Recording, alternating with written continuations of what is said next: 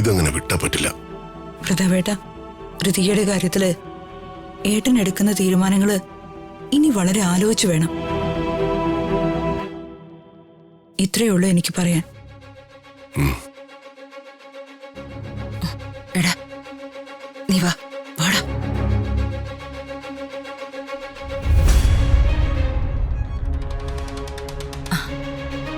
അല്ല, എന്താ ഇവിടെ ഒരു പ്രശ്നം? പ്രശ്നമൊന്നുമില്ല ചേച്ചി. റോഹന്റെ കൂടെ ഋതികയെ വിട്ടത് ശരിയായില്ലെന്നാ യാമിനി പറയുന്നത്. ഇത്രേ ഉള്ളൂ. ഈ അഭിപ്രായം എനിക്കും ഉണ്ടായിരുന്നതല്ലേ. ഞാനേ അവരുടെ കൂടെ ദീപകിനെ വിടാൻ നിന്നോട് പറഞ്ഞതല്ലേ. അപ്പൊ നീ അത് കേട്ടില്ല. ഒരു കാര്യം മാത്രമല്ലല്ലോ ചേച്ചി എന്റെ മനസ്സിൽ, 1000 കാര്യങ്ങളല്ലേ. ചേച്ചി, ഞാൻ എടുക്കുന്ന പല തീരുമാനങ്ങളും തെറ്റായിരിക്കാം. പക്ഷെ അത് തിരുത്തേണ്ടത് നിങ്ങളുടെ ചുമതലയാ. എന്തായാലും ചില കാര്യങ്ങളെക്കുറിച്ച് ഒന്നുകൂടി ആലോചിക്കേണ്ടതുണ്ട്. പറട്ടെ.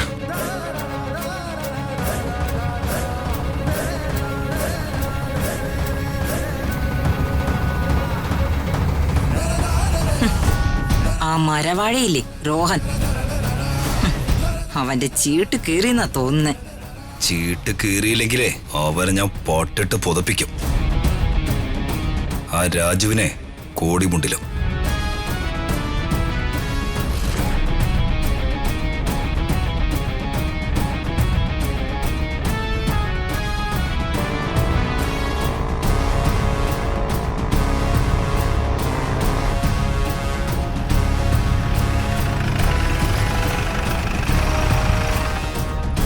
പാടു, ഇറങ്ങ്.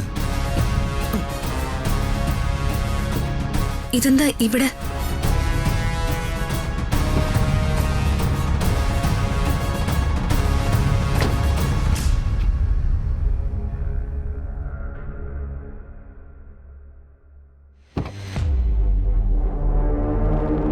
പാടു, ഇവിടെ ഒന്ന് ഇറങ്ങിയിട്ട് പോ. നിങ്ങളുടെ ഏതോ കുടുംബക്ഷേത്രത്തിലാണെന്ന് പറഞ്ഞിട്ട്. കുടുംബക്ഷേത്രത്തിലേക്കൊക്കെ പോവാം. താനിപ്പോ ഒന്ന് ഇറങ്ങ്. എന്തിന്? ഇവിടെ ഒരു 5 മിനിറ്റ് ഇരുന്നിട്ട് പോവാം. ഞാനങ്ങ് വരുന്നില്ല. അങ്ങനെ പറഞ്ഞാൽ ഒന്നും പറ്റില്ല. എനിക്ക് ഋതിയോട് സംസാരിക്കണം. എന്ത് സംസാരിക്കാൻ? എനിക്കൊന്നും കേൾക്കാൻ താല്പര്യമില്ല. അങ്ങനെ പറഞ്ഞാൽ എങ്ങനെയാ? സത്യം പറഞ്ഞ ഇന്നലെ നടന്ന കാര്യത്തില് എനിക്ക് നല്ല കുറ്റബോധമുണ്ട്. അതുകൊണ്ട് എനിക്ക് ഋതിയോട് മാപ്പ് പറയണം. ഋതിക എന്നോട് ക്ഷമിക്കുകയും വേണം. റോഹന് ക്ഷമ ചോദിക്കണമെങ്കിൽ അത് ഈ കാറിലിരുന്ന് ചോദിച്ചാൽ മതി. അതൊന്നും പോരാ. എന്തായാലും താൻ കാറിൽ നിന്ന് ഇറങ്ങും. ഞാൻ ഇറങ്ങില്ല. എന്താ ഋതിക ഇത്?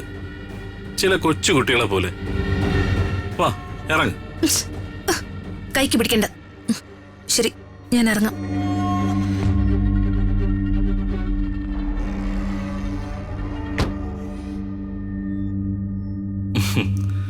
ഞാനൊരാണും നീ ഒരു പെണ്ണുമാണെന്ന് ഇന്ന് ഞാൻ നിനക്ക് മനസ്സിലാക്കി തരാം.